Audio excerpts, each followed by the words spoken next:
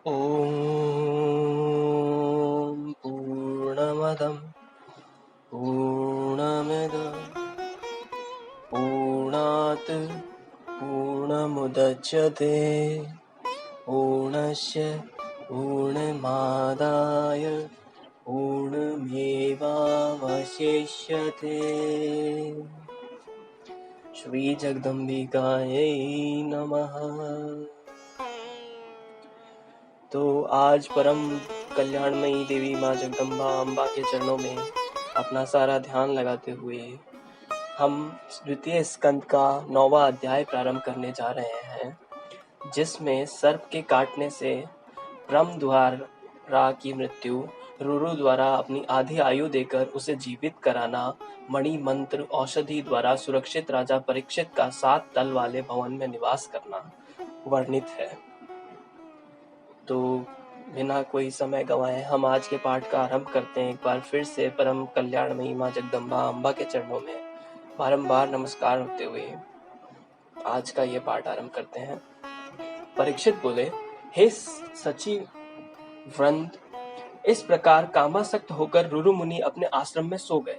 तब उनके पिताजी उन्हें दुखी देखकर पूछा, हे रुरु, तुम इतने उदास क्यों हो? कामातुर रुरु ने अपने पिता से कहा, महर्षि स्थूलकेश के आश्रम में प्रमद्वरा नाम की एक कन्या है। मैं चाहता हूँ कि वे मेरी पत्नी बन जाए। उन प्रमति ने महामुनि स्थूलकेश के पास शीघ्र जाकर उन्हें प्रसन्न तथा अपने अनुकूल करके उस सुंदर कन्या की याचना की।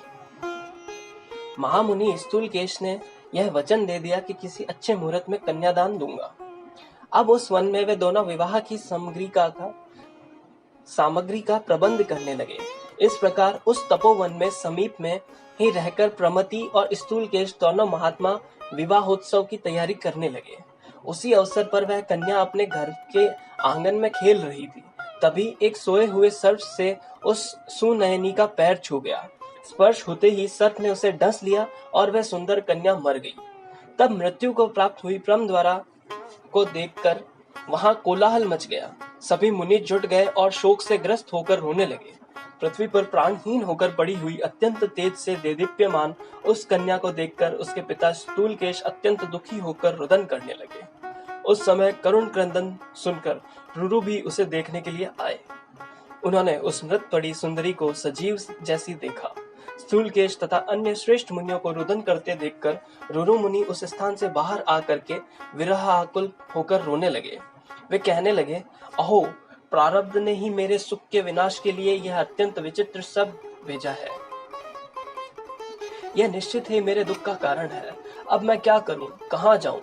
मेरी प्राण प्रिया तो मर गई। अब मैं अपनी इस प्रिया से विलग होकर जीना नहीं चाहता। अभी तक मैं उस सुंदरी का आलिंगन आदि कोई सांसारिक सुख भी नहीं कर पाया था। मैं ऐसा अभागा हूं कि उसका पाणी ग्रहण नहीं कर सका और न तो उसके साथ अग्नि में लाजा होम ही कर पाया।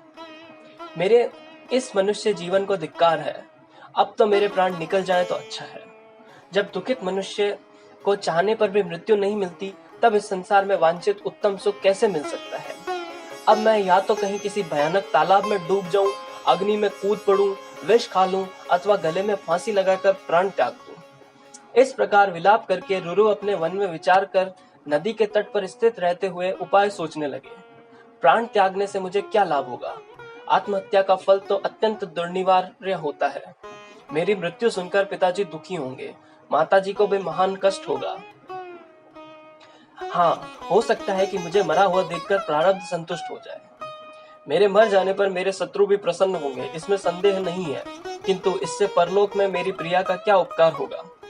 इस प्रकार विरह से संतप्त होकर आत्महत्या करके मेरे मर जाने पर भी परलोक में मुझे आत्मघाती को मेरी यह प्रिया नहीं मिलेगी। इसलिए मेरे मरने में बहुत दोष है और न मरने में मुझे कोई दोष नहीं होगा। ऐसा सोचकर रुरु स्नान तथा आचमन करके पवित्र होकर वहीं पर बैठ गए।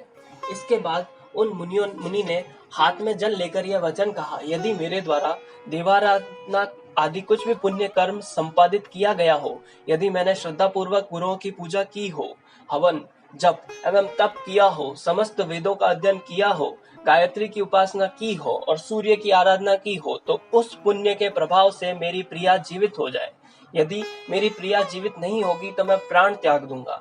ऐसा कहकर देवताओं का ध्यान करके उन्होंने वह जल जमीन पर छोड़ दिया।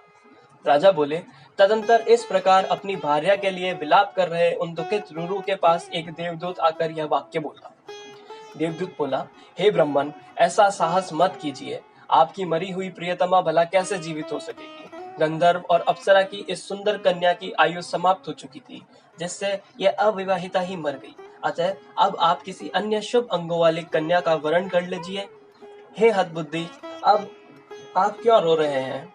इसके साथ आपका कैसा प्रेम है? रुरु बोले, हे देवदूत, मैं किसी अन्य सुंदरी का वरण नहीं करूंगा। यदि यह जीवित हो जाती है तो ठीक है, अन्यथा मैं इसी समय अपने प्राण त्याग दूंगा। राजा बोले, उन मुनि का यह हठ देखकर देवदूत प्रसन्न होकर तथ्यपूर्ण सत्य तथा मनोहर वचन कहा। हे विपेंद्र, देवताओं के द्वारा इसका पूर्व विहित उपाय मुझसे सुनिए।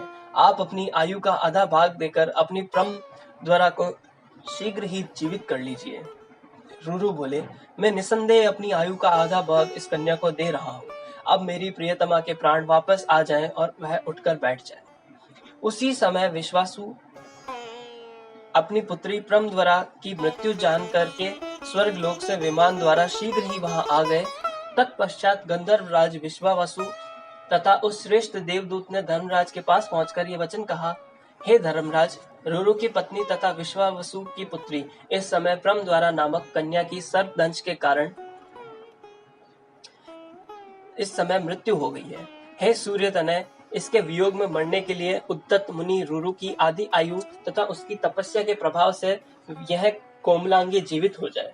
धर्मराज ने कहा, हे देवदूत, यदि तुम ऐसा चाहते हो तो उसकी आदि आयु से विश्वावसु की यह कन्या जीवित होकर उठ जाए और तुम जाकर उसे रुरु को समर्पित कर दो। राजा बोले, धर्मराज के ऐसा कहने पर देवदूत ने जाकर प्रमद्वरा को जीवित करके शीघ्र ही रुरु को समर्पित कर दिया। तत्पश्चात रुरु ने भी किसी शुभ दिन उसके साथ विधान पूर्वक विवाह कर लिया। इस प्रकार उपाय का आश्रय लेकर मृत प्रमद्वरा की भी जीवित कर लिया गया था। अतः मणि, मंत्र तथा औषधियों के विधिवत प्रयोग द्वारा प्राण रक्षा के लिए शास्त्र सम्मत उपाय अवश्य किया जाना चाहिए।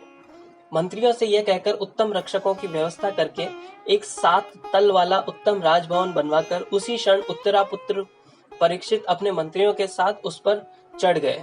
उस भवन की सम्यक सुरक्षा के लिए मणि मंत्रधारी वीरों को नियुक्त किया गया और इसके बाद राजा ने गौरमुख मुनि को गवि जात के पास उन्हें प्रसन्न करके उद्देश्य से भेजा और कहलाया कि मुझे सेवक का अपराध वे बार बार क्षमा करें।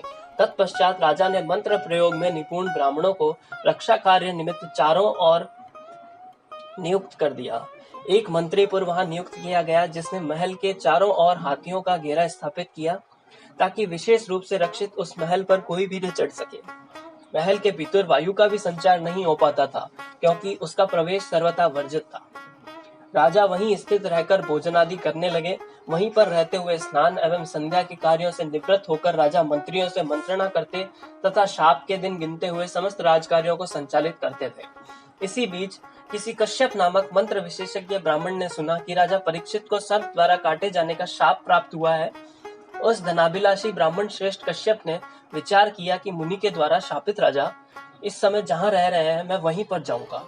ऐसा निश्चय करके मंत्रज्ञ, विद्वान और धनाभिलाषी वह कश्यप नामक मुनि श्रेष्ठ विप्र अपने घर से निकलकर रास्ते पर चल पड़ा। इस प्रकार 18,000 श्लोकों वाली श्रीमद् देवी भागवत महापुराण संहिता के अंतर्गत द्वितीय स्कंद का राज्य परीक्षित का गुप्त ग्रह में वास वर्णन नामक 9वां अध्याय। ओम तत्सत।